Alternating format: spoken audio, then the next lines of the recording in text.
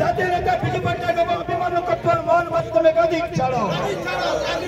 March 5 panchayat দিবস পালন করা আমার দাবি ন্যায্য দাবি সরকার থেকে উঠিয়ে নিও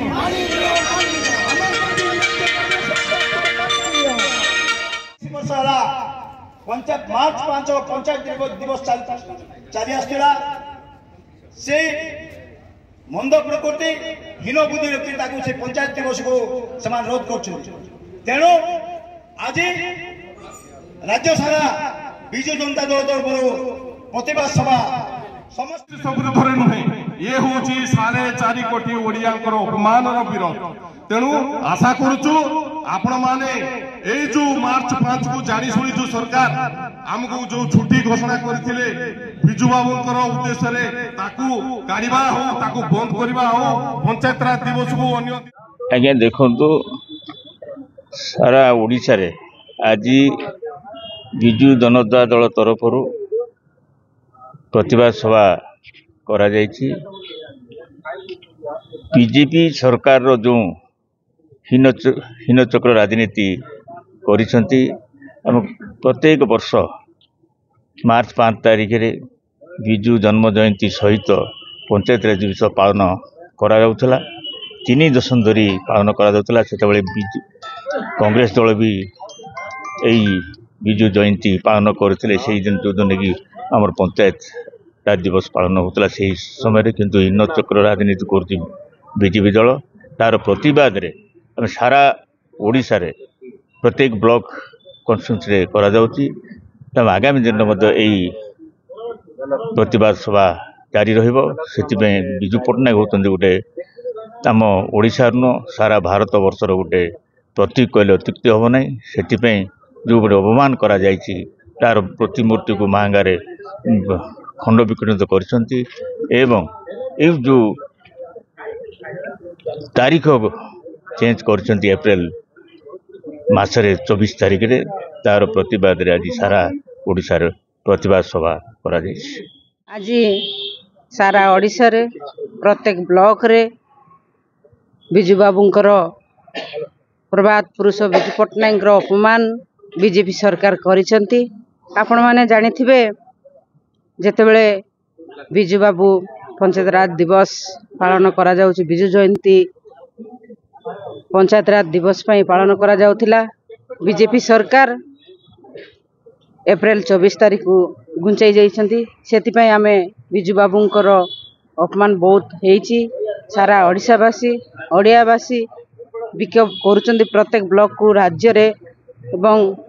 सेही बाबद रे बिजू बाबू को अपमान हेछि बोली आमे समस्ते निंदा करूछु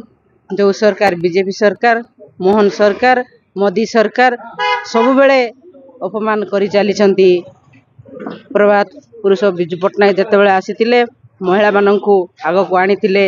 पंचायत राज दिवस पालन करा जाउतिला किंतु छुट्टी दिवस बोली पालन करा जाउतिला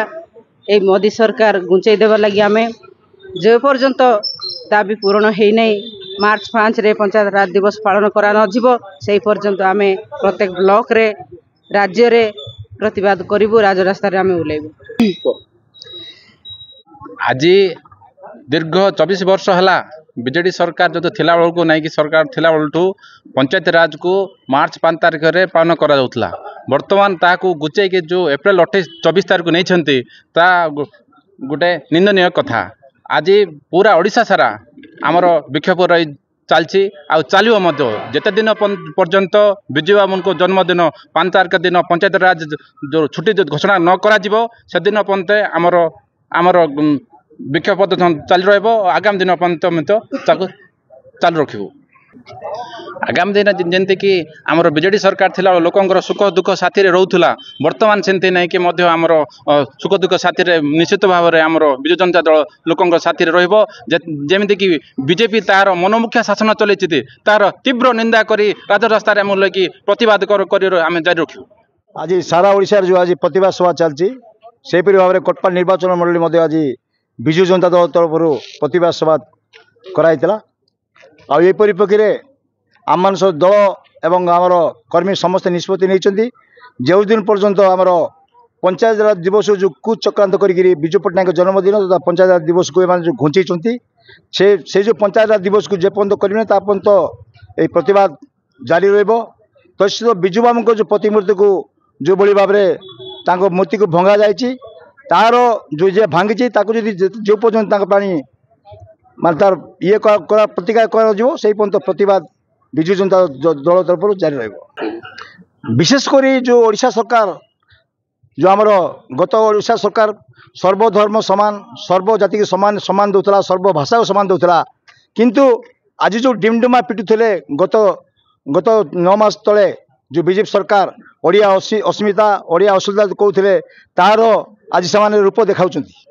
जदि विजु बाबू परी गोटे जातीय नेता जे ओडियांकर प्रतीक जे ओडिशार संगठक ताको जदि एभली अवमानना कर ओडिया अस्मिता इटा ओडिया अस्मिता ना अश्लीलता इटा मोहन सरकार निजे जवाब देवा कथा।